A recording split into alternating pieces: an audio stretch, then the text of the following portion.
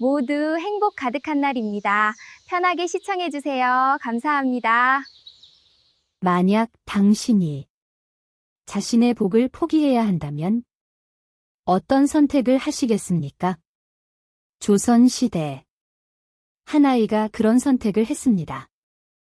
옛날 어느 깊은 골짜기. 바람만 불어도 무너질 듯한 초가집에 복동이라 불리는 아이가 살았습니다. 말이 좋아 복동이지 실상은 부모도 일찍 여의고 끼니조차 잊지 못해 맹물로 헛구역질 나는 배를 채우는 비참한 팔자였습니다. 마을 사람들은 그런 아이를 보며 가엾게 여기기는커녕 입을 모아 비아냥거렸습니다. 쯧쯧쯧, 저놈은 태어날 때 제 몫의 숟가락 하나도 못 들고 나왔어. 전생에 무슨 죄를 지었길래 저리도 먹을 복이 지독하게 없을까? 어린 복동은 피눈물을 삼켰습니다. 억울했습니다. 남들 쉴 때 쉬지 못하고 죽어라 이래도 돌아오는 건 늘 텅 빈 솥단지와 타오르는 갈증뿐이었습니다. 왜 나만 이토록 고통받아야 한단 말인가? 내 복이 대체 어디에 숨었길래 이다지도 나를 외면하는 거냐? 아이는 결국 결심했습니다. 가만히 앉아 굶어 죽느니 내 복을 주관하는 신을 찾아가 직접 따져 묻겠노라고 말입니다. 아이는 낡은 보찜 하나를 메고 산자는 갈 수 없다는 서쪽 끝나라 서천꽃밭으로 목숨을 건 머나먼 길을 떠납니다. 길을 떠난 지 수십 일, 복동의 앞을 가로막은 건 집채만한 이무기였습니다. 근방이라도 아이를 삼킬 듯한 기세로 이무기가 물었습니다. 꼬마야, 서천꽃밭으로 간다지. 그렇다면 신께 내 원통함 좀 물어봐다오. 나는 천년을 수련했고 여의주까지 입에 물었는데 대체 왜 용이 되어 승천하지 못하는 것이냐? 예, 꼭 물어봐 드리지요. 조금만 기다리세요. 복동은 다시 머나먼 길을 떠났습니다. 복동이 발걸음을 재촉해 도착한 곳은 어느 대저택 앞. 화려한 궁궐 같은 집에 산더미 같은 금은보화를 두고도 죽어가는 얼굴을 한 노인이 복동의 바짓가랑이를 붙잡았습니다. 이보게, 내 마당엔 황금나무가 3그루나 있네. 그런데 10년째 꽃 하나 피지 않으니 이게 무슨 저주란 말인가? 그 이유를 제발 좀 알아봐 주게. 복동은 노인의 부탁을 들어주겠다며 다시 길을 떠났습니다. 마지막 고개를 넘을 무렵 하늘에서 내려온 선녀가 눈물을 흘리며 서 있었습니다. 이 꽃이 시들지 않아야 하늘로 돌아갈 수 있는데 자꾸만 말라 죽어갑니다. 제발 제가 다시 하늘로 돌아갈 방법을 신께 여쭤봐 주세요. 복동이는 당장 제 복을 찾는 것이 급했지만 절망에 빠진 그들의 눈빛을 외면할 수 없었습니다. 알겠습니다. 내 복을 찾는 길에 당신들의 운명도 함께 물어보리다. 석 달 열흘의 고행 끝에 마침내 도착한 서천꽃밭. 눈부신 빛의 신전 속에서 신이 아이를 내려다보았습니다.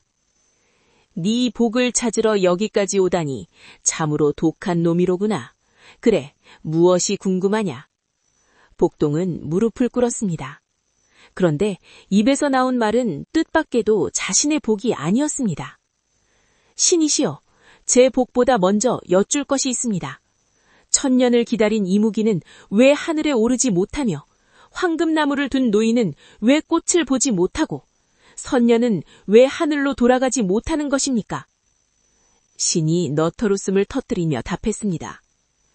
이무기는 여의주 2개나 물고 있어 욕심 때문에 무거운 것이니 하나를 버려야 하고, 노인은 마당 아래 묻힌 구리솥이 땅의 기운을 막고 있으니 당장 파내야 하며, 선녀는 인간 세상에 미련이 남아 꽃이 시드는 것이니 마음을 비워야 하느니라. 그렇다면 대체 제 복은 어디에 있습니까? 저는 언제까지 굶주려야 합니까? 신이 의미심장한 미소를 지으며 말했습니다. 가거라. 네 복은 네가 돌아가는 길에 이미 놓여 있느니라. 복동이가 돌아오는 길, 선녀, 노인, 이무기를 차례로 다시 만난 복동이는 신의 말을 전했습니다. 그러자 놀라운 일이 벌어졌습니다. 기적이 일어나기 시작했습니다. 신의 말을 전해 들은 선녀는 미련을 버리니 꽃이 피었군요. 선녀는 고마움의 표시로 영롱한 진주 뭉치를 복동의 손에 쥐어지며 하늘로 승천했습니다. 부자 노인은 마당을 파내 구리솥을 꺼내자마자 황금꽃이 만개했습니다. 오, 구리솥을 파내니 정말 꽃이 피는구나. 이 솥은 이제 필요 없으니 자네가 가져가게. 이 솥 안에 든 황금은 모두 자네 것이네. 자네가 아니었으면 난 평생 고통 속에 죽었을 거야. 그 솥 안에는 황금이 가득했습니다. 마지막으로 이무기를 찾아갔습니다. 복동의 말을 들은 이무기가 여의주 하나를 툭 뱉어내자 그 즉시 거대한 용이 되어 구름 위로 솟구쳤습니다. 여의주 하나를 버리니 몸이 가볍구나. 고맙다 꼬마야. 남은 여의주 하나는 너에게 주마. 이 여의주를 받아라. 이것이 너를 지켜줄 것이다. 누더기 차림으로 절망하며 떠났던 아이. 돌아오는 길에 복동의 양손에는 세상 누구보다 귀한 진주와 황금, 그리고 영혐한 여의주를 손에 준 거부가 되어 있었습니다. 만약 복동이가 길 위에 고통받는 이들을 외면하고 오직 자신의 복만 챙기려 했다면 어떻게 됐을까요? 아마 그는 빈손으로 돌아와 평생을 굶주림 속에 원망하며 살았을 겁니다. 남의 아픔을 내 일처럼 여기고 도왔던 그 마음이 닫혀있던 복동의 운명을 활짝 연 것이지요. 여러분, 당신의 복이 보이지 않습니까? 혹시 내 것만 챙기느라 내 복을 가져다 줄 타인의 손길을 뿌리치고 있는 건 아닙니까? 기억하십시오. 세상의 모든 복은 누군가의 눈물을 닦아줄 때 비로소 당신에게로 흐르기 시작합니다. 시청해주셔서 감사합니다. 다시 만나 뵐 수 있기를 기대합니다.